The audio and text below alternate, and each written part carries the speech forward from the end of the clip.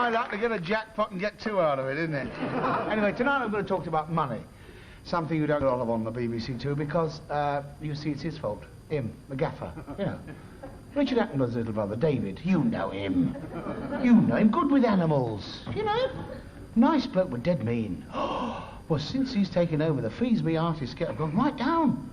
Well, he doesn't understand. You see, he's used to filming these things about people's mating habits up the Orinoco. Well, up there you can get anybody to do anything for a handful of beads and an umbrella. Do you know what I'm getting for tonight's show? A top hat and a bottle of white man's firewater. That's why, of course, I've been landed with this terrible old tatty old set. Look at it. It's the old, not so much a programme set. You think they might have tarted it up a bit. I mean, you know, just all just as it was, as they left it. They haven't even emptied the glasses. You think when you come to do a show, oh, that's nice, isn't it? Oh, remember how they used to sit here pretending to drink water? Neat gin. That'll be Patrick Campbell's. No wonder he stutters. Oh, Bernard Levin sat here. Oh, yeah. Mess. That explains a lot, doesn't it? Oh, and Norman St. John Stevens sat here. That's funny, no smell. I expect it's holy water. And he sat here, you know. He himself. David Frost. Oh, it makes you feel sort of humble, doesn't it? Oh, he's marvellous, he told me so. Oh. Anyway, money, that's the thing that the BBC clings to, and that's why I'm lumbered with all this tat. Instead of... Hello, Mr. Scott. Ah, good evening, Mrs. Weldon. Nice couple. Nice couple, the Hugh Weldons, you know. They live above here, in the flat above. One of the perks of his new job. Yeah, that's the BBC for you, don't throw anything away. Anyway, money. The things people will do for money. Think of the crimes that man has committed against man for simple monetary gain. Fraud, arson, murder, ready, steady, go. And the things we say about money. What do we say? The lies. Money can't buy you happiness. What utter rubbish. Money can't buy you health. Oh, so what are they doing with the 18 and 8pence I give them every week then? And the biggest lie of the lot, money can't buy you love. You give me £1 million and I'll show you the best loved man in... well, anyway, the most often. Mind you, it's unhygienic, it's ugly, it's cumbersome, and in itself utterly useless. But without it, you don't stand a chance in this world. Money opens all doors. I'm sorry, sir, but the restaurant is absolutely full. There is no table, I'm afraid. I cannot help you. I'm terribly sorry. If you care to come with me, sir, I'll be only too pleased to meet you. I've never seen you before in my life. How dare you try and force your way into my flat? I don't know what gives you the idea that I'm that kind of girl, because I certainly... Come in, darling. Let me out! Let me out! How can I let you out? You're convicted of forgery, theft, arson, horse-toping and bank robbing. You're a menace to society, a creature best kept out of the way of decent people, and you'll find a getaway car the other side of the wall. You can't go anywhere without it. Money opens all doors.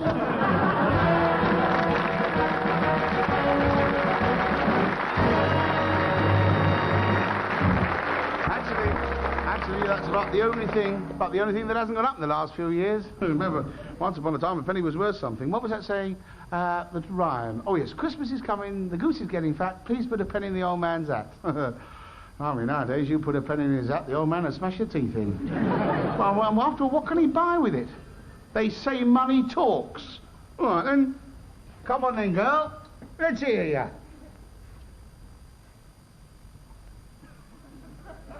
I've been sat here for 100 years. I can't tell you what I've been through. I've been rubbed for luck, tossed for ends, and thrust into innumerable slots to satisfy all manner of physical appetite. You don't mind so much for me. It's her on the back. Victoria, fit, deaf, and imp. Actually, I think she's borne it rather well. But of course, royalty they do, you know. They're bred to it. Of course, she hasn't got to sit there all dragged up like this, brandishing this ridiculous toasting fork. Such a fool. Not to mention the ribald remarks from them in the lighthouse. And it's the indignity of it what gets up my nose. I mean, spending half your life in the side pocket of a man's trousers, hobnobbing with keys and fluff and items of unmentionable nature. Of course, being a coin of the realm do have its compensations.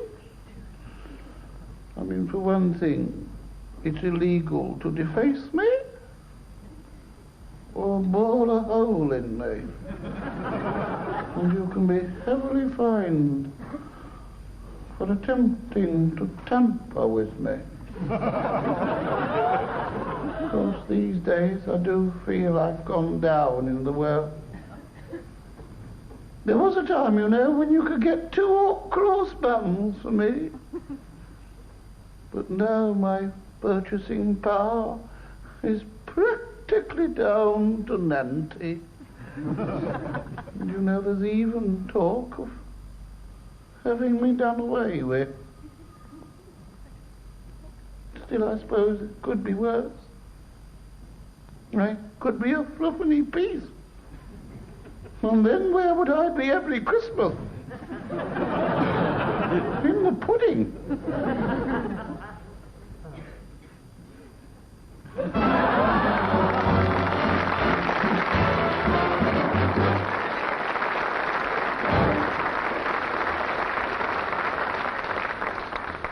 Funny. Less than 100 years ago, you could get a pint of beer for a penny. You could ruin your health for under 10 bob. Now they put another penny on a pint of beer. Well, it's not fair. I mean, it puts the DTs beyond the reach of the ordinary person. Now, every time you drink a pint of beer, you've got to spend another penny. Well, that's what's known as inflation. Still, you don't want to hear a lot of technical chat, do you? Now, I don't want you to have too much money, because I think this is wrong, because I feel sorry for the very rich. The millionaires. I mean, look at them. Now, look at their faces. Gulbenkian. Look at him. Look at him. Getty. I mean, he's not exactly a Bob Monkhouse, is he? And Craps. I mean, no, because... I mean, you couldn't imagine going down to the Rose and Crown and having a knees up with them, couldn't you? I mean, there's nothing homely about them, is there? Because nobody loves them or cares or worries about their hopes or dreams. Now, when you're poor, people worry about you. I mean, what about the songs they write about when you're poor? I mean, Buddy, can you spare a dime? You know, and the poor people of Paris. And what's that other one? We ain't got a barrel of money. Maybe we're ragged and but we'll, you know, it's got heart. I mean, people worry about you when you're poor, but when you're rich, no. When they write the songs about rich people, well, it's more like a sneer. Money is the root of all evil. Money is the root of all evil. Don't contaminate myself with it. Charming. I mean, it's a cheap sneer at their religion. Who wants to be a millionaire? We don't. Oh, that's nice. Sounds as if they got something that should be treated in confidence.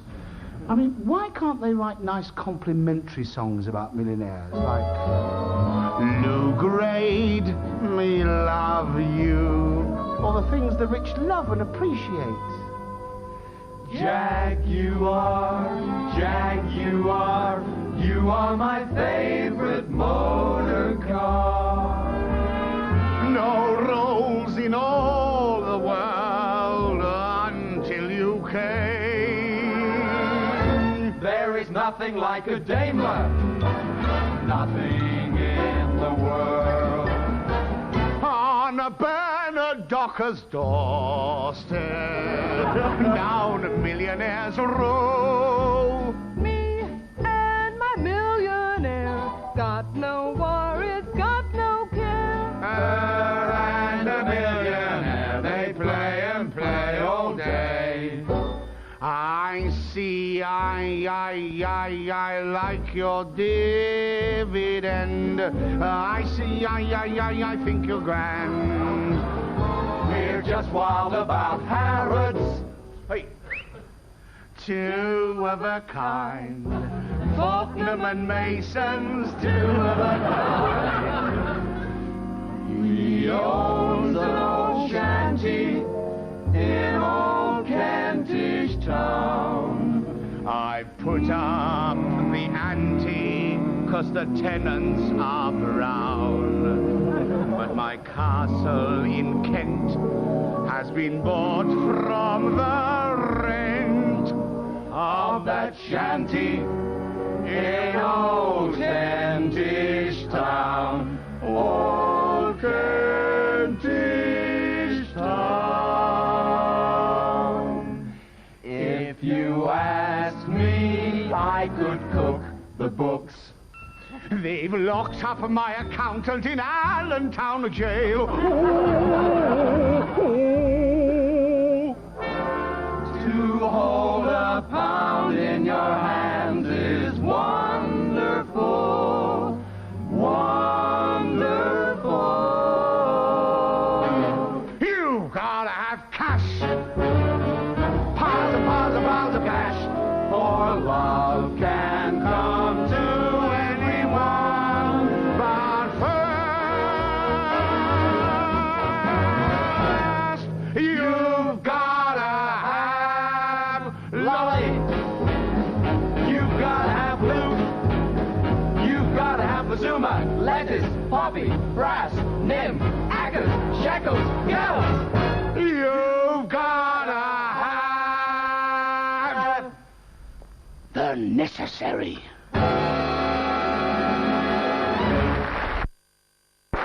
You see, you can't do your weekend shop without it. You can't do it. And the things, the rubbish we spend our money on at the weekend, the fiddles. Look at this. Look at this. Here.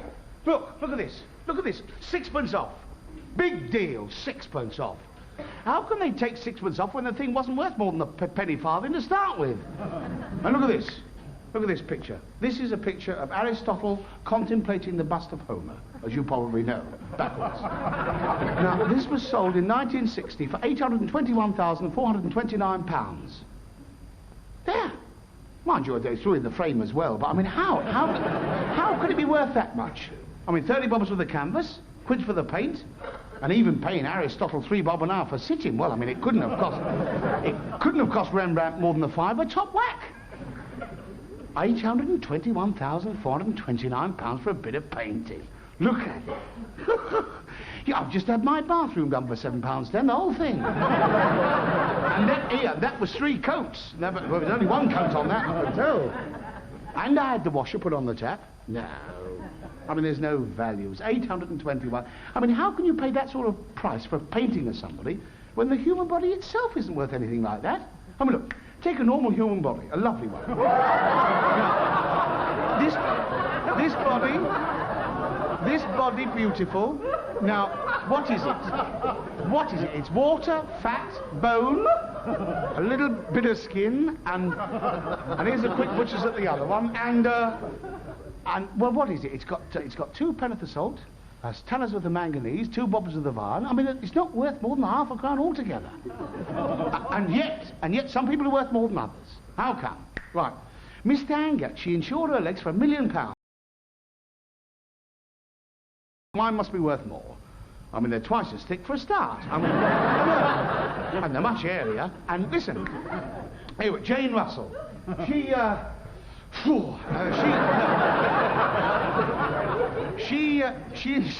insured her bust for the same amount. No, not that I'm comparing her chest with mine.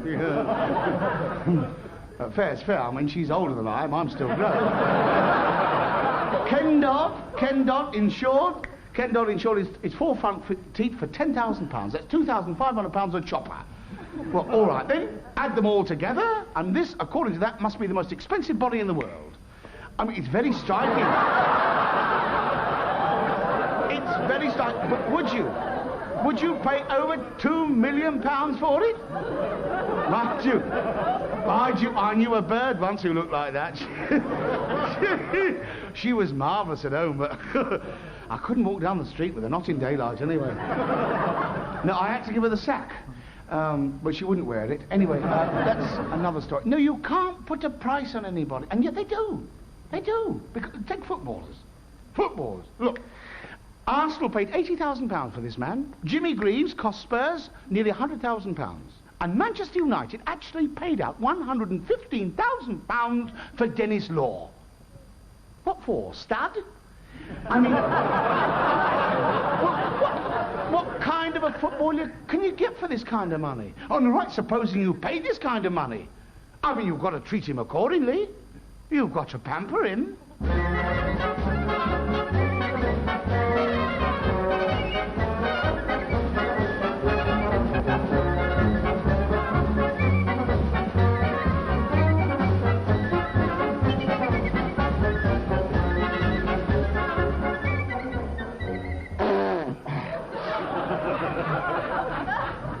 Excuse me, Mr. Horrocks, sir. There's a gentleman outside wishes to see you. Not now, Runcible. For heaven's sake. Can't you see I'm preparing for the match? But it's the club manager, sir. Oh, that anxious twit. Oh, dear. Tell him to wait. Oh, and I'll have a dry martini and a smoked salmon canopy. I don't want to blow myself out for the match. Oh, dear. Oh, goodness me. Oh. There, Terence. Oh. What do you think? Oh, quite nice, isn't it? You don't think the blue rinse is too much, do you? No, it's you. Yes, quite nice. Oh, careful with your thing there. There we are. Now that should do. Yeah. Now whatever you do, Yeah. don't head the ball. You'll ruin the back combing. Oh, blimey. What a fool, I may have to. Don't head the ball. He's a twit, isn't he, honestly? Don't mind, don't worry. If I do head the ball, I'll nip off the field and you can touch me up, all right? Pardon me, sir, but which boots shall we be wearing this afternoon, sir? Well, I don't know. There's my low-cut Italian ones, where the... No, they make my heels look ever so thick. No, what about my crocodile skin ones, you know, with the patent leather toe caps and the Cuban heels? Oh, no, sir. We wore them when we played here last year. Oh, well, we can't wear those again, can we? No. What about the suede? Oh, suede! Yeah, after all, we are playing Chelsea. Very well, sir. Oh, it's so wearing being a star. Shall we get up when the season's over and I can retire to my villa in Antibes? Are you ready for me now, sir? Yes, I think I am. I think I'll have just a little light pancake and no eyeshadow. Oh, and would you do something about my kneecaps? Yeah, I saw myself on Match of the Day last week and my knees look positively haggard. Yes, I saw you on the telly, Mr. Horrocks. Did you? Yes, I thought it was nice. I thought it was quite nice. Footwear, sir. Oh, thank you. That was a nice touch where all the team came and hugged and kissed you after you scored the winning goal. Yes, I quite like that. I thought it had warmth. Did you see it? No, I saw you rehearse it. Well, of course, I mean, one has to suffer for one's art. I mean, that Charlie Sproggs. Yeah, that Charlie Sproggs. Now, I'm not one given to malicious gossip. But, honestly, when he kisses you after you scored a winning goal... Oh, I think halitosis is such an unpleasant thing in an outside right, don't you? And that goalkeeper, have you seen it? He thinks he's the star. He thinks he's the star. Leaping about and posturing. I wouldn't cheapen myself. And vain. Is he vain? Do you know he pads his calves? Oh. Yes. And between you, me and the goalpost, he doesn't only pad his calves. Well, he dances on, in it, I'll tell you. Now, how'd you like it?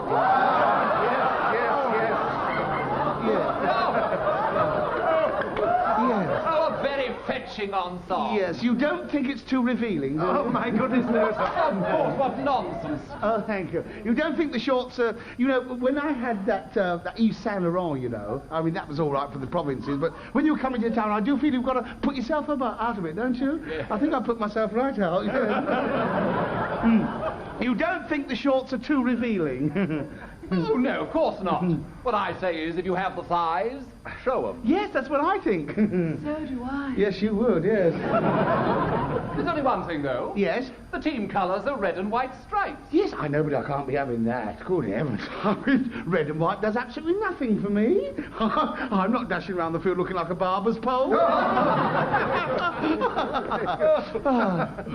What's the matter, Runcible? It's the team manager, sir. Yes? He says, could you get the team out onto the field? It's almost time for the kick-off. Oh, all right. I'll just have a word with them, Sybil. Now, come here. Now, chaps, don't forget I want you to play hard. Play hard. There's no quarter given or taken. Go out there and fight and kick and merge them, because we've got to win at all costs. Foul them, but win. And remember, the game's the thing. So win, murder them. Come on, chaps. Come on. Come on, then, lad.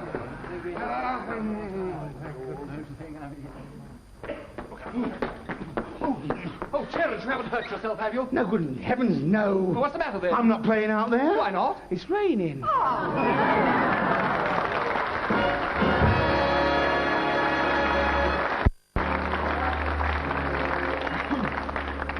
I mean, good luck to the footballers. I mean, I don't see why they shouldn't cop that money. I mean, they earn it. If they didn't get it, they go to Italy and get it over there. What we've got to worry about in their case is not so much a brain drain as the foot rot. Yes, mind you, it's all supply and demand, isn't it? I mean, take Sandy Shaw. She gets £1,000 a week, can't even head a ball.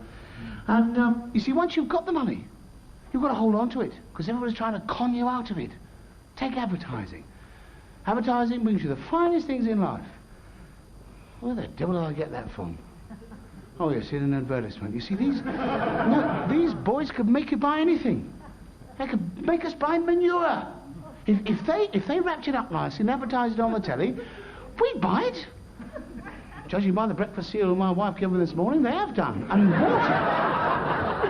They could flog us water and we'd buy it. If they told us a lot of cod's wallop about what it would do for us, we'd be queuing up there to buy it. It's the magic power of the telly-commercial. I'm standing in the kitchen of Mrs. Power Basket's council house in Slough Bunce. 3 weeks ago, we asked her to take part in an experiment. Mrs. Power Basket, you washed his shirt here in water, didn't you? Yes, I did. And they come up lovely, shiny bright. Before that, you tried doing the family wash in different products. Yes, I did. I washed them in sulfuric acid, porridge, cocoa, but they never come up like this. And look at my eyes. They're so soft and white now. Not like when I used sulfuric acid. Mrs. Power Basket is typical of housewives all over the country. Yes, women everywhere are turning to water, containing the new magic ingredient, H2O. Yeah, drop of good stuff, that. Water comes out the soil. I reckon anything that comes out the soil must taste good. But what do I know? I'm just a bucolic old twit. Full of honest goodness, that. So remember, when you next has a glass of housekeeping water, you look for my little friend, the typhoid germ. And his little friend, the sanitary engineer. Looks good. Tastes good. By golly, is good. Put enough gin in it. This is a glass of water. Now, sir, if you could honestly say that you can buy yourself a better drink than this, we will buy you a glass of... or any other sound effect you care to mention. In that case, I'll have a... What? You can go. Philip rang me to say he'd be home late from the office. And I'd nothing in the larder except for a few rubbishy old beef cubes. Luckily, I remember that there was...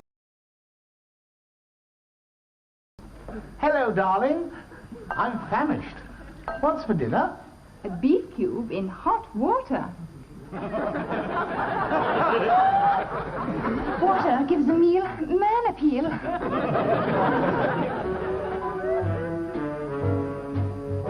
I don't know what it was, but somehow Edwina and I weren't as close as we used to be. I had a terrible feeling that something was wrong.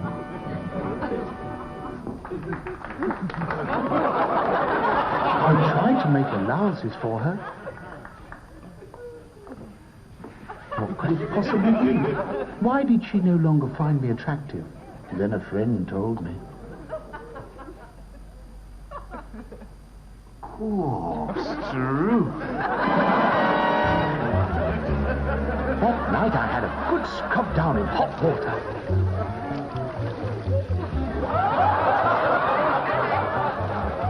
I didn't miss a thing.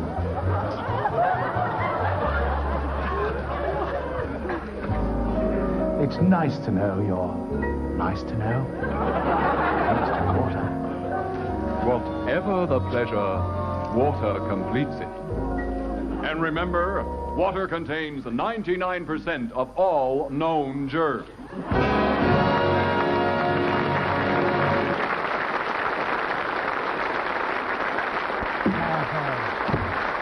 No, I get fed up with those adverts. You switch over, and what do you see? Old films. Fred Astaire and Ginger Rogers. They're still popular. Why? Well, you see, because for one glittering hour, you can enter a world where everybody's rich, everybody, and everybody's happy and gay. Nobody's troubled by real problems like backache and the rent and the smell of the drains. No, this is a world in those years where it was all elegance and gaiety, where it was top hat, white tie, and tails.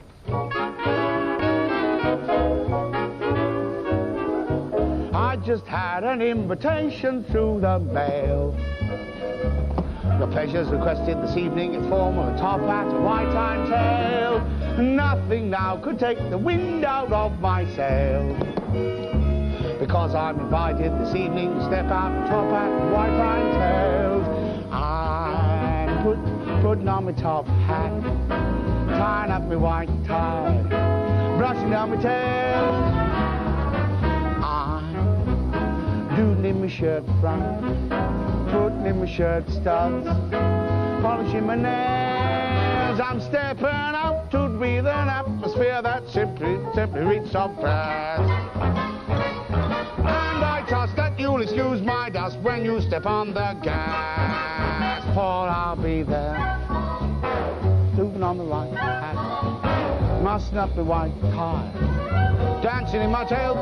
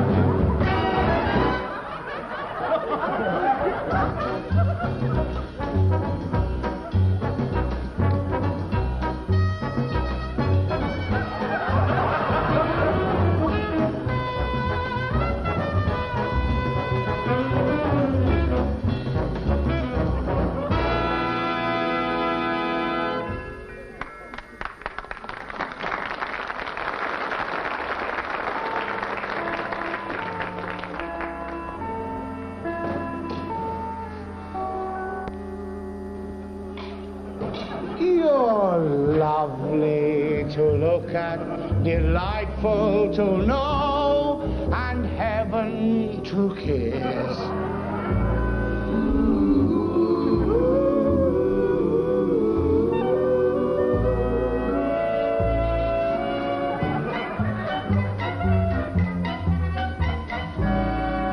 You're lovely to look at, it's thrilling to hold, you terribly tired.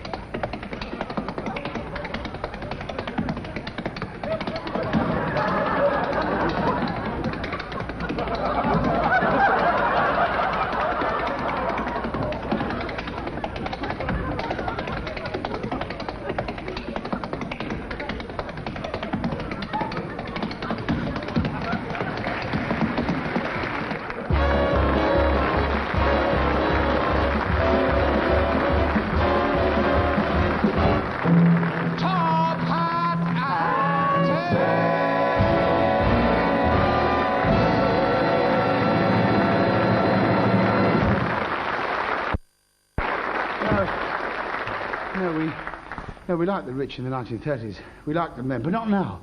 No, honestly, do you think of the rich? Do you worry about them? But when you're on holiday, do you ever think of sending Prince Rainier and Grace a card from Canby Island?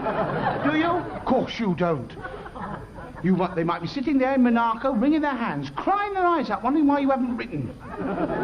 Thinking perhaps they've offended you. No, the rich, being a minority, are being unfairly persecuted all over the world just because they're different.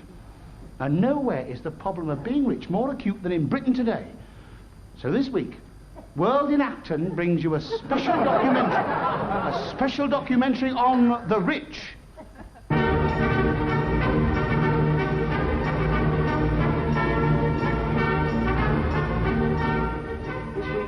This week we're taking a look at a minority group who are outside the law. With changing public attitudes, their problems are becoming more pressing. How are we going to integrate these people into our society so that they can live a normal, decent, useful lives? That's one thing we're going to find out now as we focus our attention on the rich. In the studio tonight we have one of this unfortunate minority who has consented to come forward and speak quite frankly about his problem. Now,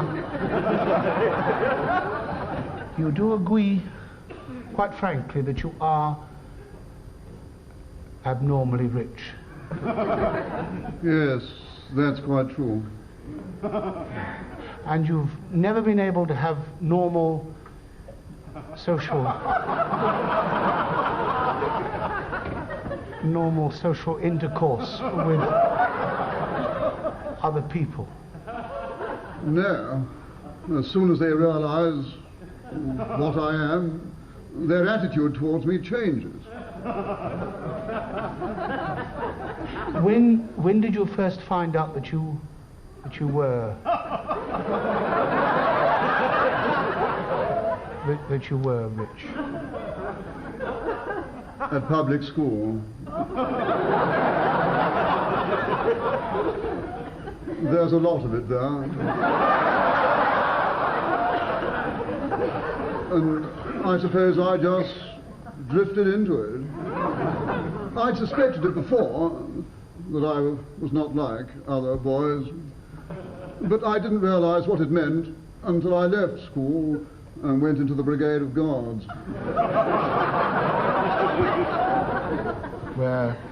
Where you mixed exclusively with others of your own type? Exactly. I was reading an article by an eminent Harley Street chartered accountant the other day. He said that your exclusion from normal society because of what? Because of your condition reinforces the tendencies that you already have. Would you agree? It's all very well for him to say that. I've been to several Harley Street accountants, and they've all made my condition worse. Of course, we have a very narrow-minded attitude to people of your type in this country. I believe in Switzerland you're welcomed openly, sort of freely. Yes. Absolutely welcomed, as it were, in the community. Absolutely. I have thought of going to live abroad, but I feel, well, after all, I am British. Yes, they are British. And they want to be accepted like everybody else, but it's not going to be easy, because they are a minority, and like all minorities, subject to persecution. We took our cameras out for an on-the-spot report into this problem of rich prejudice. One of the worst trouble spots in London is Clacker Street, Islington. What used to be an ordinary slum residential area is rapidly becoming almost exclusively occupied by the rich. They move in without any warning, new curtains and paint obliterating the street's original charm. What do the other tenants of the street think? Well, I mean, they're different to us, aren't they? Coming here, first one family, then another. Before you know it, they'll own the whole street, won't they? I mean, look at the way they live. They sleep one person to a room. Or don't they go back where they come from? Up Mayfair. The point is they smell different, don't they? We've got a whole new family of rich people moved in next door. Parties every night, screaming and carrying on like animals they are. Yes, dear. I mean, I don't mind them having a bit of fun. I'm the last one to decry that. It's none of my business, but... Well, I think they've got lower moral standards than what we have. Will you be quiet? They come in here, they monopolise the pub. Fancy drinks with half a fruit salad stuck in the middle of them. And sausages on sticks and curly cucumbers. And what's that fish base they eat? Caviar. Muck. I wouldn't give it to my cat. And they're women.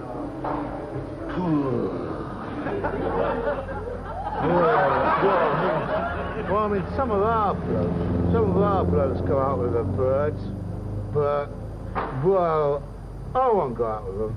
Oh, I won't. Well, you've got to be careful, haven't you, when you go out with them birds.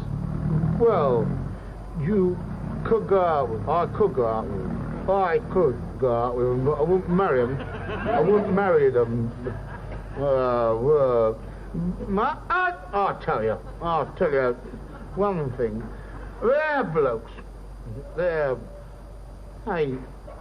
go after our birds.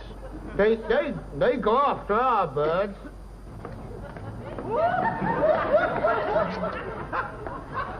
Well, I reckon they're blokes nice.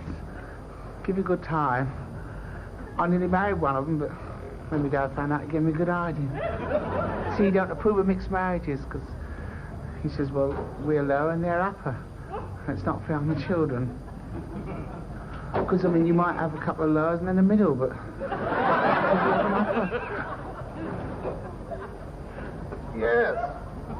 Yes, we did notice a certain amount of prejudice when we first moved in. And the landlords do tend to try and take advantage of you. As soon as they see you come in, they put the price up. I can't honestly see that we've caused any hardship. People just don't want to let us in. They say, why don't you go back to Saint-Tropez? That's the sort of climate you're used to. And I say to them, I would go back to Saint-Tropez tomorrow. But there's no work there. Yes, unemployment is a problem for the rich, and there's no use denying it isn't. They haven't got the education or the training to take up useful work, and many of them are compelled to take up menial tasks like being a cabinet minister and master of foxhounds. No, let's be honest, the rich aren't like us. But they can't help being what they are. And it's up to each and every one of us to make them feel wanted. After all, I expect we smell to them.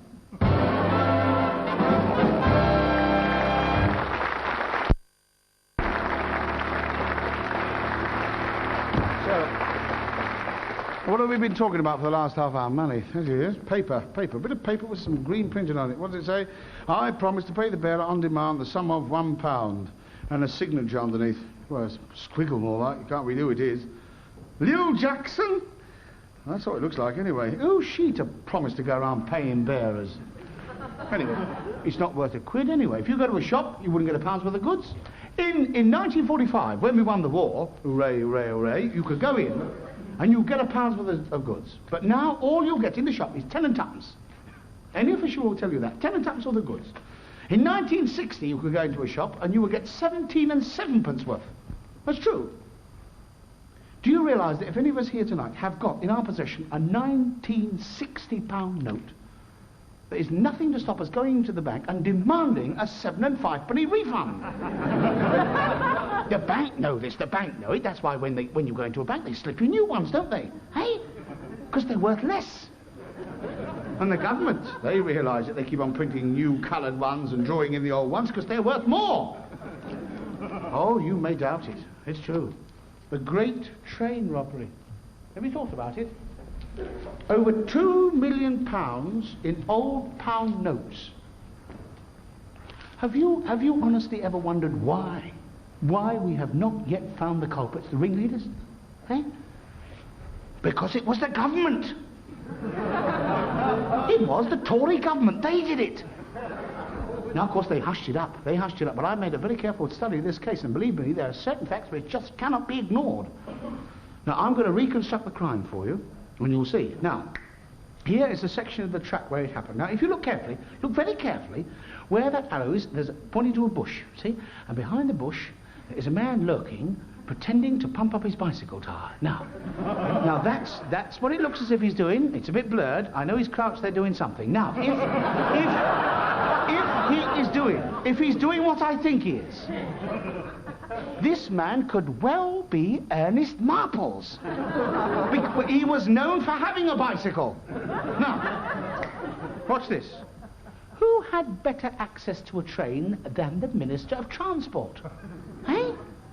Now, notice on the glass verge here, amongst other things, you will observe an old black boot. Now, who was known for wearing black boots? Quintin Hogg!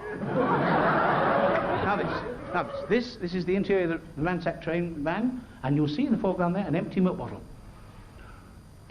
Who more likely to be drinking a pint of milk a day than the then Minister of Health, Enoch Powell? This is a picture of the gang's hideaway. The police put it about that it was Leatherslade Farm, Buckinghamshire. Now watch. You see in the upstairs bedroom, arrowed, you will notice there a glass beside the bed. And in the glass, a set of false teeth. From this I deduce that this is none other than the rear view of Checkers. Now, what do you make of this? 3 elephants on the way to Whipsmade? No. These are 3 of the men who were arrested in connection with the crime. Now, why? Why have they got blankets over their heads, eh? What are the police trying to keep from us? Now, look at them carefully. I suggest to you that the short, squat figure in front is none other, I suggest, than Edward Heath. The man behind the short, squat, fat one, can you honestly say that he is not Reginald Baldwin?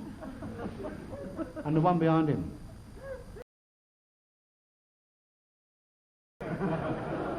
Obviously Ian MacLeod. Now, the small fry, they've been arrested, they're in prison. But the ringleaders are still at large. Now, where are they? This is the gang I'm looking for. Edward Bugsy Heath. Believed to be on the continent. Ernie the Weasel Marples. Well-known racing cyclist. Reggie Legs Maudlin, last seen in the company of this man, Enoch Lucky Powell. And that well-known strong-arm man, Quintin Babyface Hogg. This man is dangerous. But what about the brains behind it? The big man. What about him? I'm going to show you a picture of him. Beware of him. Stay clear of him. Because he's known to carry a gun. Here he is. Al Fingers Home. Alias Lord Hume. Take a good look at him, because I don't think you'll see him again, because I believe that he recently went into a nursing home, a well-known nursing home, now underwent a plastic surgery operation, and recently emerged as the man we now know as Harry the Horse Wilson. And my case rests.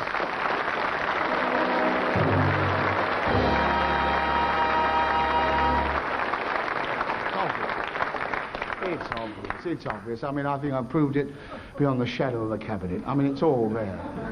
All the pieces fit together. After all, the government, they're the biggest tea leaves of the lot, aren't they? What about the Chancellor of the Exchequer?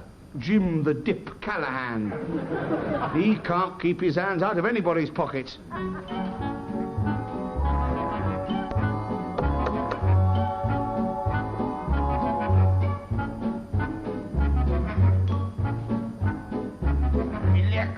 Dear Jim Callaghan, dear. In this life, one thing counts. In the bank, they've a large amounts. I'm afraid these ain't grown on trees. I've got to pick a pocket or two. I've got to pick a pocket or two, boys. I've got to pick a pocket or two. Large amounts don't grow on trees. You gotta pick a pocket or two. We got corporation tax, capital gains tax, road fund license tax, road fund license tax. And there's a duty tax. What about a birth tax? Yes, we'll put a tax on theft. Oh! Not pay as you earn, but pay as you figure it out. We must all break their backs, stupidly paying tax.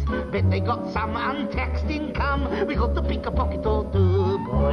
You got to pick a pocket or two, boys. You got to pick a pocket or two. I bet you wish you were back in the old days, eh? Nothing could be finer than to be a credit diner and a maudlin history. Come now. Robin Hood, what a crook, gave away what he took. Charity's fine, subscribe to mine. You got to pick a pocket or two. You got to pick a pocket or two, boys.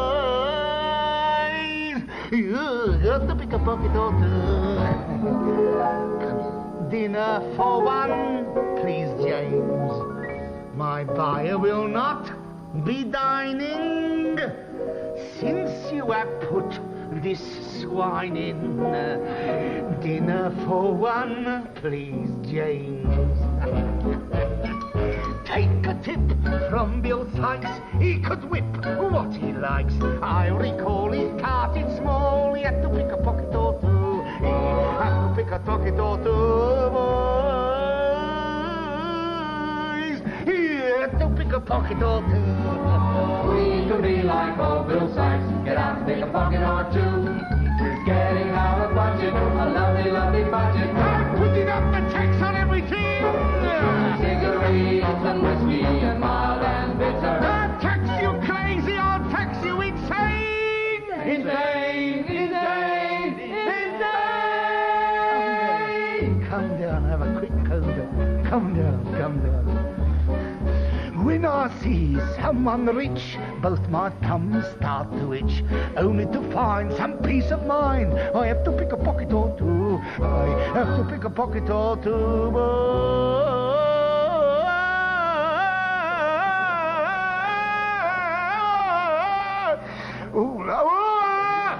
And another thing, listen, my dear. Whatever you do, don't forget. If you can eat it, wear it, drink it, if it gives anybody any pleasure at all, tax it! You gotta think about it now,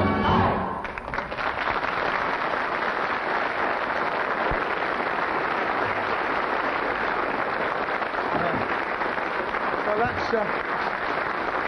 that's just about it. That is just about it for tonight. I would like to say that should any of you write into the BBC and tell them you haven't enjoyed the show, well, of course, they'll only blame me, and next time they'll book a more expensive star, which means they'll put the licence fee up again. So, for heaven's sake, use your common sense, will you? Good night.